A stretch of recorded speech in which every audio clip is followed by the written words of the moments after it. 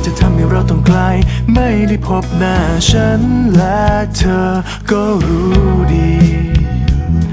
แต่ว่าเพราะบางอย่างทำให้ฉันนั้นไม่เคยเสียใจ Oh no อารมณ์ความเหงาใจที่อาจจะมีกับใครต่อใครทุกคนเคยมีแม้บางทีก็เผลอไปแต่ว่าฉันไม่กลัวเพราะว่าสองเรานั้นต่างมั่นใจโอ้โหรักเธอไม่ได้แพ้อยากทางแค่บางคนเอามาใช้อ้างเป็นเหตุผลแต่ในวันนี้เรา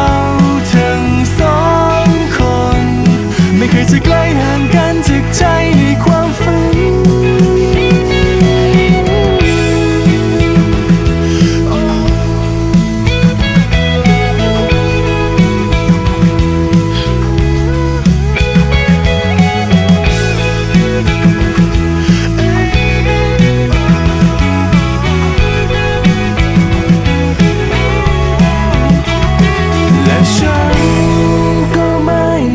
ท้อใจ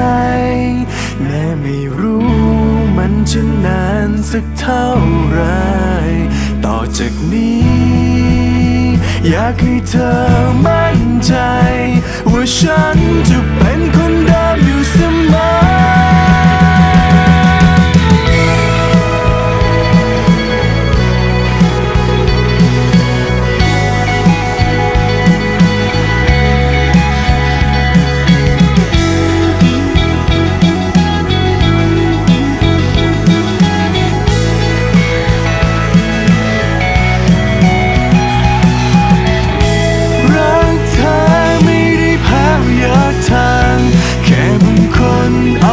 ใช้